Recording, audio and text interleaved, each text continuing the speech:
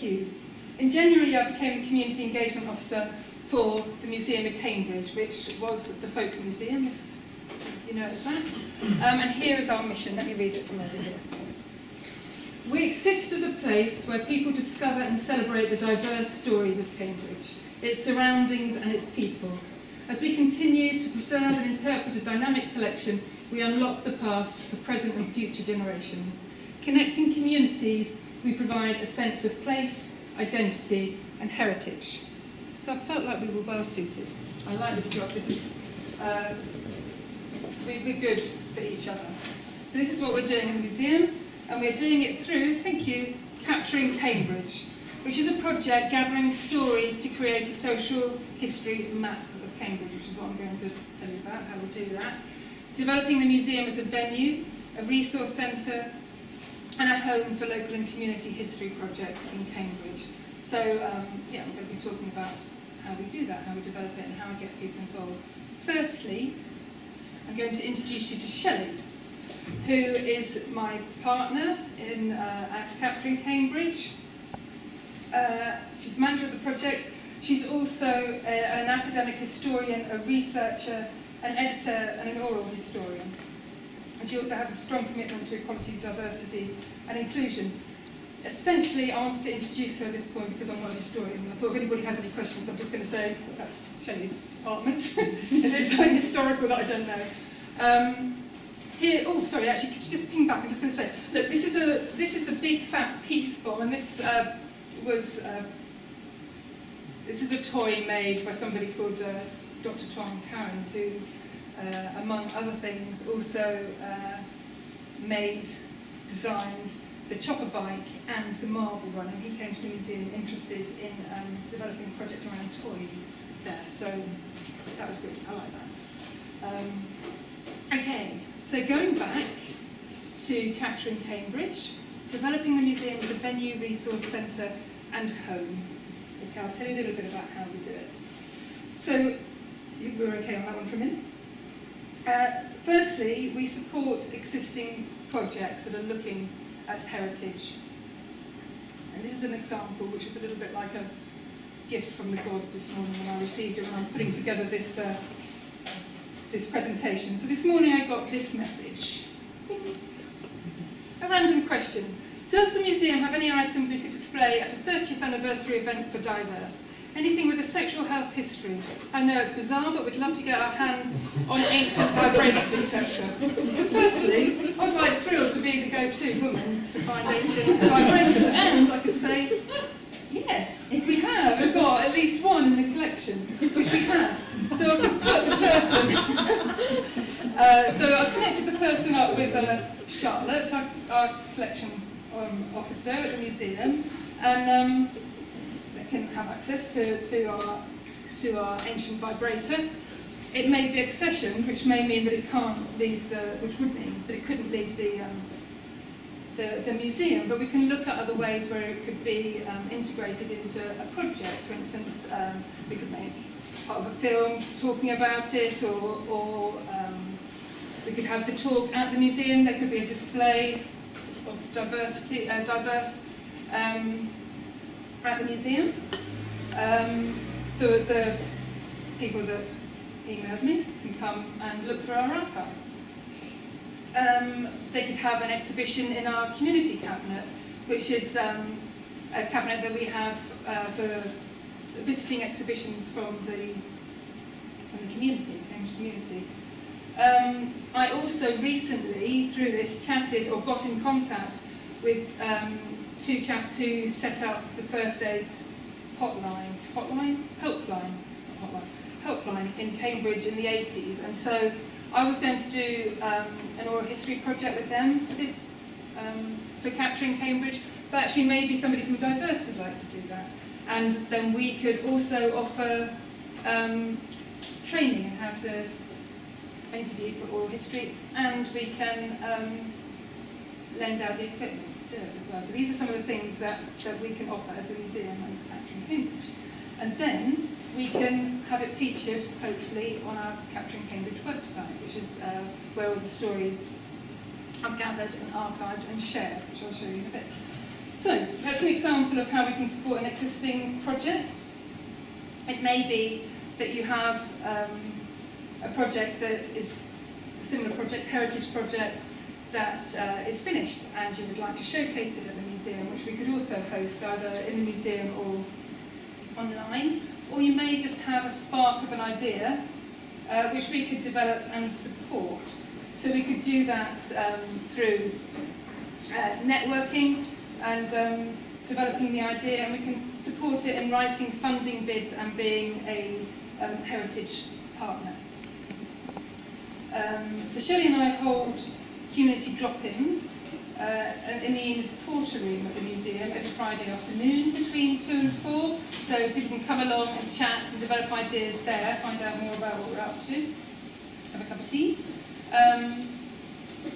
These drop-ins are normally just open for anybody to come along. Sometimes they're themed. So this I'm going to show you here is going to be an example of one of the themed drop-ins. Can we play it a little bit? I know you may not have volume, but I found there's a little bit. So I found out about this. Julie Boundford is writing a book about heifers through gathering stories from people around Cambridge. I saw online that she was doing this, and I invited her to come to the museum and hold a memory cafe about heifers. So she was gathering stories there. Old Mrs. Heifer came along, who's in her 90s, and her sons brought her along, and she had her family album. So lots of, she gathered lots of information. Well, it's fine, and we'll on to the next one. Yeah, thank you. I think so. We could watch it. If anyone wants to watch it, we can look at it. Oh, this is me. This is another. We also have memory boxes that we can take out, handling items and photographs and books that can take out. This is a workshop that I did recently. I did a couple last week. One at Ditchbourne Place and one at Manor Care Home. And so we were with residents there, looking through different items to spark memories and listen to their stories and start to gather them. Okay, next one. This is our community cabinet. Most of the exhibitions that we have in the community cabinet at the museum are on for a month. So, well, sorry, you can't see them very well there. I'll tell you a little bit about them. I can't see them. Oh, this was Jimmy's. This was a project that already existed, that actually worked on separately. So that was the history of Jimmy's. This is an exhibition from urban sketchers, and they came into the museum and took it over for a day, did a lot of sketching, and then they were exhibiting drawings that they'd done from around the city for a month. This is from 100 Years of Coconuts, which is the history group for Cambridge United, and they've gone on to develop a small museum themselves within the club, but this was like a practice run for them, so that was fantastic. This is with Rowan Trust. There's a project that we were doing with them. So I know you can't see them very well. Oh no, that's the Jimmy's one as well. I didn't even realise which one. This is Strawberry Fair. So Memories of Strawberry Fair, which is on at the moment until just after the Strawberry Fair, if you want to come along and see that. And we had that as a drop-in, and people bringing along lots of memorabilia and stories to tell. Okay, thank you. Oh, it's a bit bright, isn't it? This is the Capturing Cambridge website. So it's a website that's just come to the museum at the end of February. It started off as the Mill Road History Project, and it ran for 2 years with Heritage funding. I believe that's correct. So at the moment, most of the fantastic history that's been going on is around Mill Road. And so now we've taken it on, as was the agreement after that first 2 years, to expand it now around Cambridge. So, do you have a little ping? So as you see, okay, so that's me showing you that it's mainly on Mill Road. You can click onto the different dots And up comes the history of the street or the place that you're in, or the group that were there, based there, or it could be somebody giving an oral history about their memories about the place. So that's what we have at the moment, and an archive. So we want to keep developing this with different projects. I'd also like to develop a little bit more around, based on some of the items that we have at the museum. So oh no, I forgot what I was saying, sorry, I will do it like that. We also have a resource of how to access other resources that you may want to use if you were researching for your own project. So on the links page here, there's lots of advice and pointers and links through. Okay, thank you.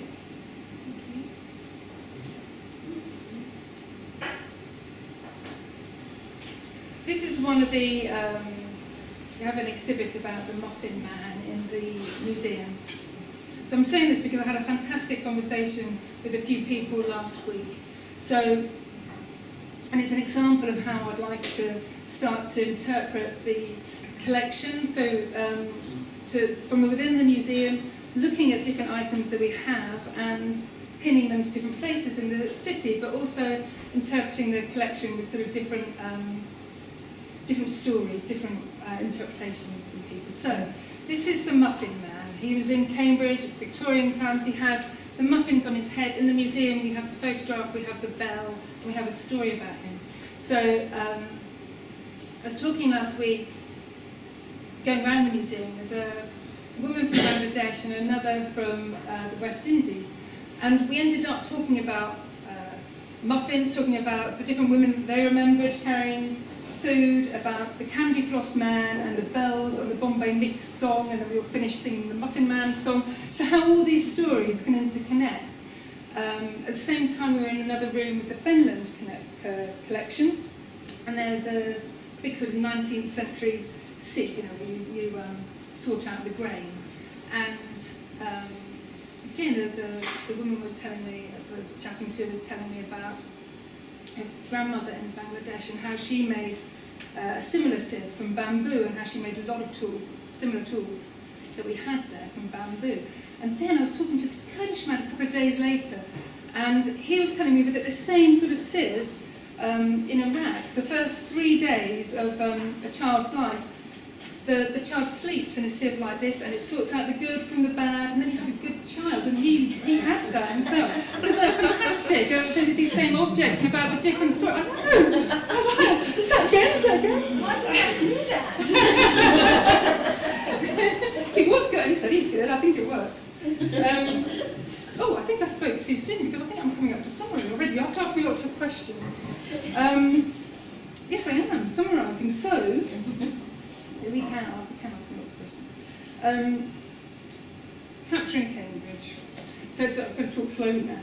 So the project, my role is involving people in developing projects to share their stories. We can offer space. So we have our Friday afternoon drop-ins and the opportunity as well to run the memory sessions that I was saying about there.